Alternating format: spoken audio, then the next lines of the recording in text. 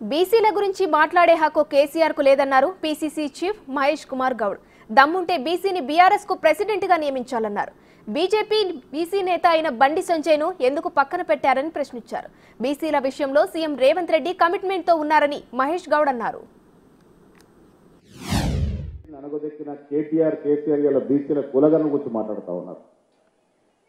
మీరు 10 ఏళ్ళలో అధికారుల నుండి ఎందుకు బీసీల గురించి కార్యక్రమాలు చేయలేకపోయినారు? ఎందుకు లోకల్ బాడీలో రిజర్వేషన్ 42 నుంచి 23% తగ్గించినారు?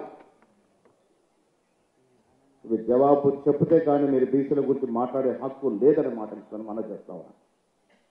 దమ్ముందా మీకు రేపు బీసీని మీ రాష్ట్ర అధ్యక్షుడిగా నియమించుకునే అవకాశం ఉందా మీ దగ్గర? బీసీ బిడ్డను నియమించగలుగుతారు? ఇలా ఛాలెంజ్ చేస్తా ఉన్నాను కేసీఆర్ గారికి. దమ్ముందా మీకు ఒక బీసీని రాష్ట్ర అధ్యక్షుడిగా చేసేటట్టు అవకాశం మీ దగ్గర ఉందని మాటని అడుగుతా ఉన్నాను.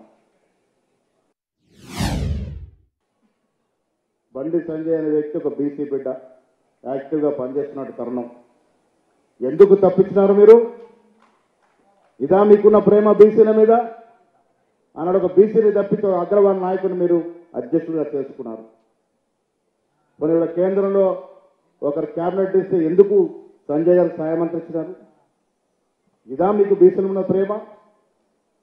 వీళ్ళన్ని పార్టీలు మాట్లాడుతూ ఉన్నారు. బీసీల గురించి మాట్లాడుతున్నారు, ఎస్సీల గురించి మాట్లాడుతున్నారు, ఎస్సీల గురించి అరే ఇందిరాగాంధీ కన్నా గొప్ప ఛాంపియన్ ఎవరున్నారు ఈ దేశంలో? ఎస్సీ ఎస్టీ బీసీ మైనారిటీ వర్గాల గురించి ఛాంపియన్ చేసిన ఘనత ఈ దేశంలో ఎవరున్నారని అడుగుతా ఉన్నాను. ఇవాళ కేంద్రంలో బీజేపీ వారు, రాష్ట్రం టీఆర్ఎస్ వారు ఎప్పటికప్పుడు కళ్ళబొల్లి కబుర్లు చెప్తా ఉన్నారు. ఎన్నికలకు ముందు ఆయన పీసీసీ అధ్యక్షుడు తర్వాత ఒక మాట కూర్చున్నప్పుడు ఒక మాట చెప్పినాడు, నన్ను నమ్మండి, సోషల్ ఇంజనీరింగ్లో నేను ఏ విధంగా చేస్తున్నా చూడండి అనే మాట. కమిటీలో కూడా అదే కూర్పు జరగడం జరిగింది.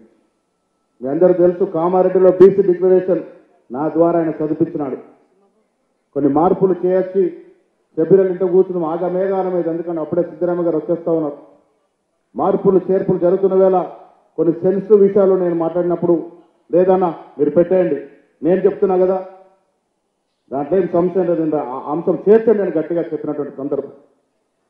రేవంత్ రెడ్డి గారి కమిట్మెంట్ బీసీల పట్ల ఆ విధంగా ఉందన్న మాట ఇస్తుందో మనోజ్